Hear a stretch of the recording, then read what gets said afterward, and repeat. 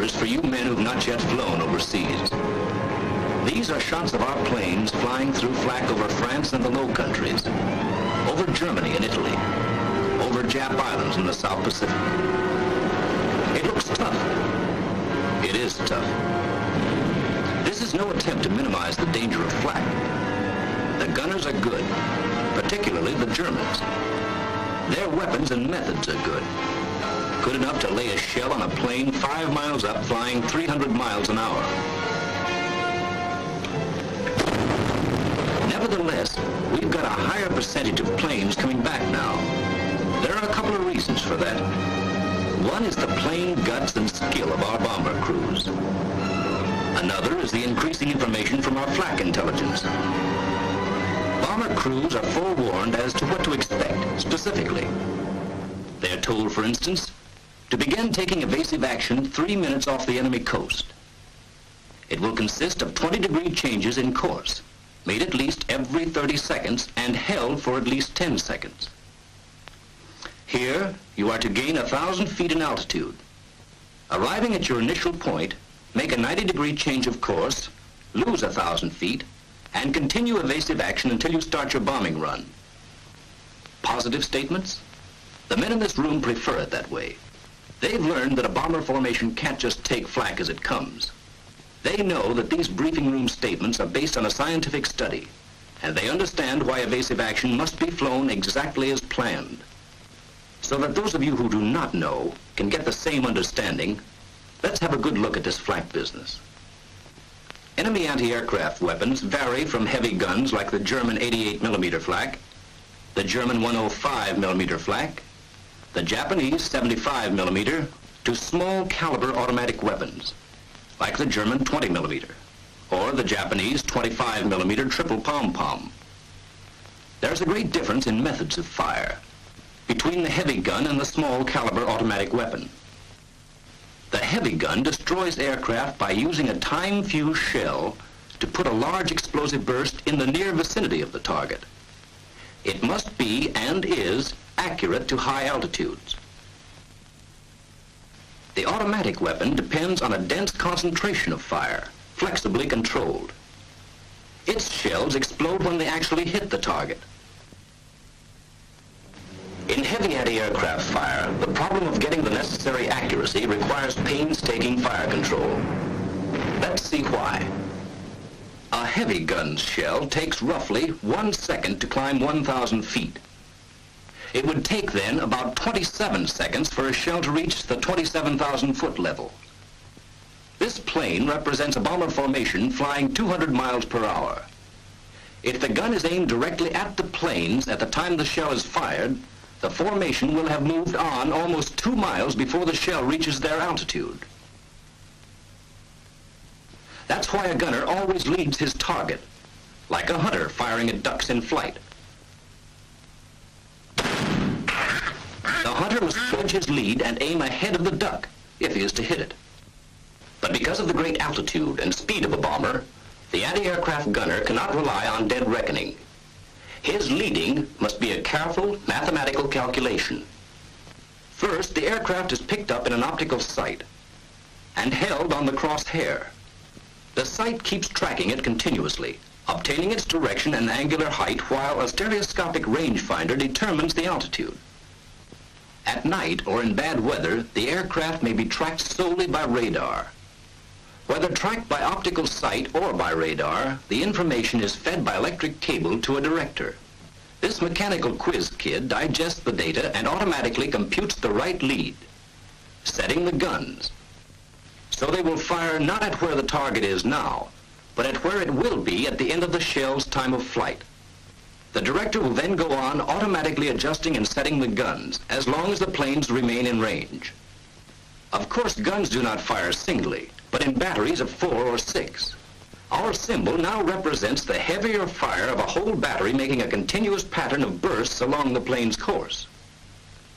Often, several batteries are within range, and all fire with the proper lead, as produced by their own fire control instruments. Each battery maintains predicted fire until it can no longer reach the attacking planes. But new batteries take up the firing as soon as they come within range. This is called continuously pointed fire. This is what continuously pointed fire looks like. Small groups of 1 to 4 bursts move along the course of your plane, keeping pace with you as the fire control instruments supply predicted firing data constantly. This is the most accurate and therefore most dangerous kind of anti-aircraft fire. The next most accurate kind is predicted concentration. For such fire control, a master command post directs the fire of several batteries in the region. Each gun symbol represents an entire battery. The target sighted, direction, angular height, and altitude readings are taken at several points along its course. Based on these readings, an actual prediction is made as to where the target will be in the sky a certain number of seconds later, and each battery is informed. Each adjusts its gun so that a concentrated fire will strike the point of prediction at the given time. While the first salvos are on the way, a new prediction is in the making. The guns are laid on the new point, and another concentration sent on its way. Bursts occur practically simultaneously. Not as accurate as continuously pointed fire, the predicted concentration has greater volume. From the aircraft, predicted concentrations appear as groups of 10 or more bursts at spaced intervals of approximately 60 seconds.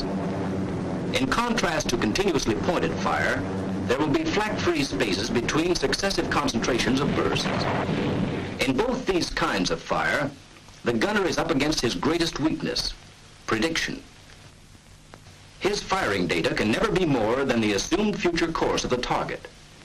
In continuously pointed fire, the gunner must get you in his sights and obtain your altitude. At least 5 seconds consumed here. Then the director must make its calculations and set the guns. Roughly another 5 seconds. Then the shell, climbing at approximately its 1,000 feet per second, chalks up 25 more. Continuing your present flight path for 35 seconds would place you right at the predicted point. But making a change after 25 seconds leaves the flak bursting on a course you're no longer flying. In addition, the gunner's next prediction must be refigured to fit your new course before he can fire again.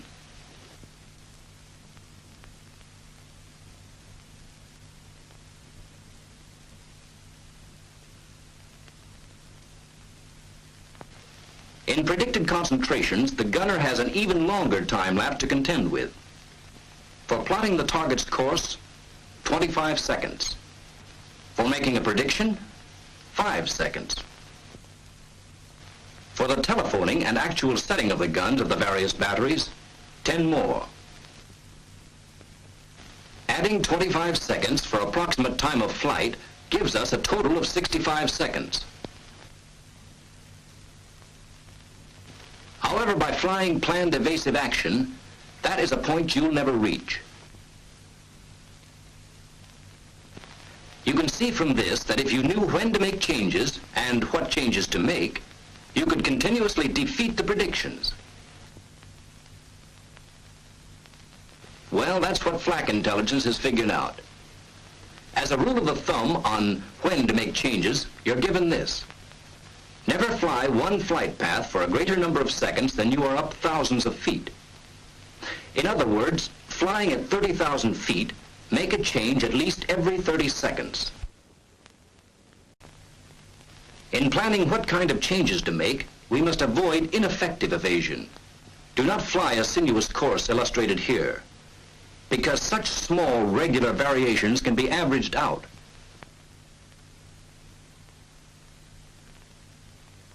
The same is true for small regular changes in altitude.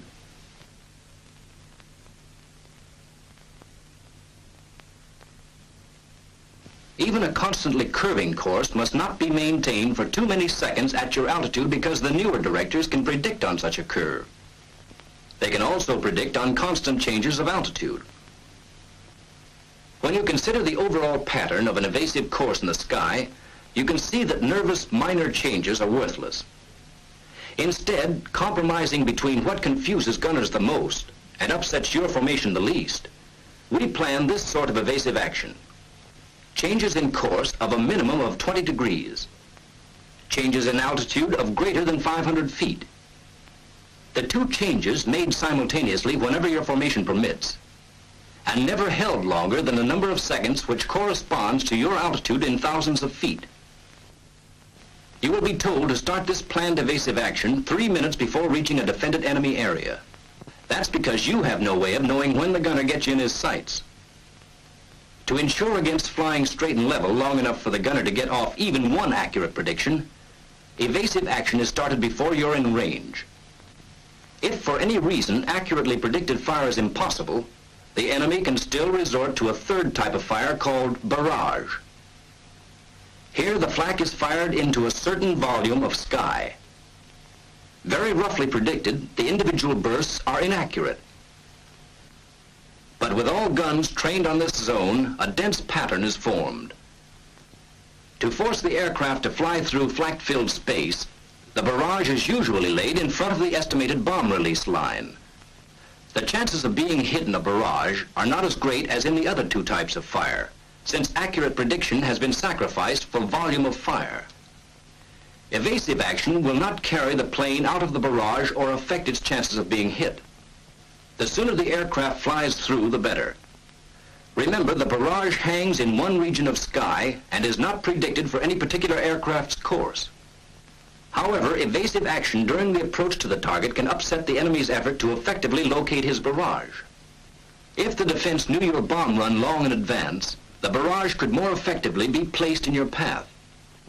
Evasive action will add to his difficulties. Sure, we know it's easy to advise, and we know that with its sky full of bursts, barrage fire looks like the worst of them all. But remember first, that bursts you see already hanging in the sky are no longer dangerous.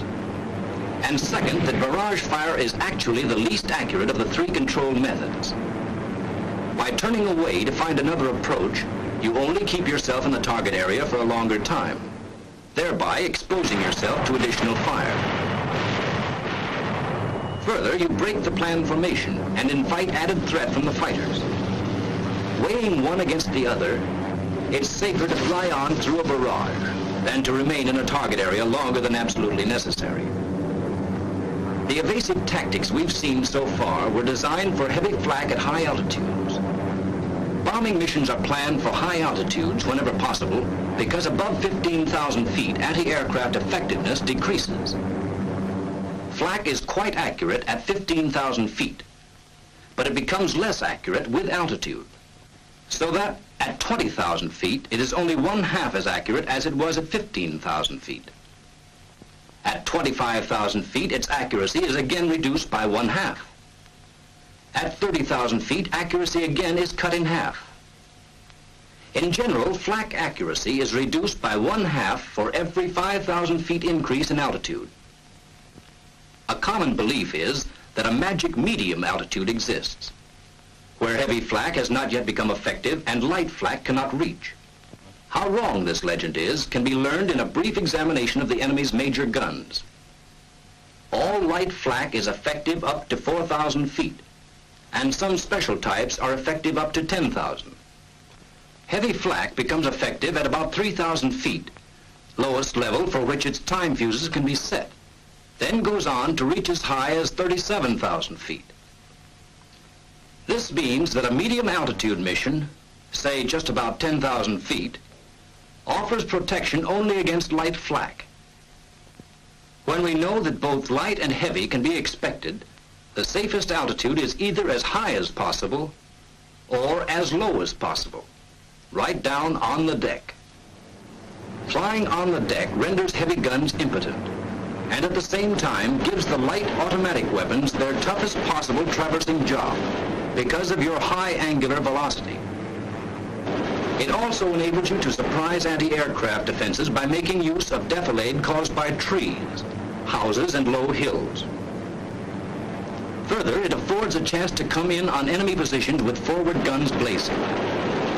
Evasive tactics at this low level, however, will differ greatly from those at high altitude. The enemy's automatic weapons do not rely on directors, for with the great decrease in the range with which they deal, the leading problem becomes almost as rapid as the duck hunters. And with the time of flight so short, Gentle 20-degree changes will turn ducks or bombers into clay pigeons. So against light flak, your protection lies in maximum speed combined with all the sudden alterations in the direction of flight that are possible within the limits of your formation.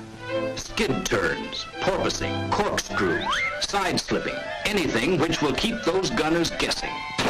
Yes, keep those gunners guessing. But guesswork on your part won't do it. Evasive action.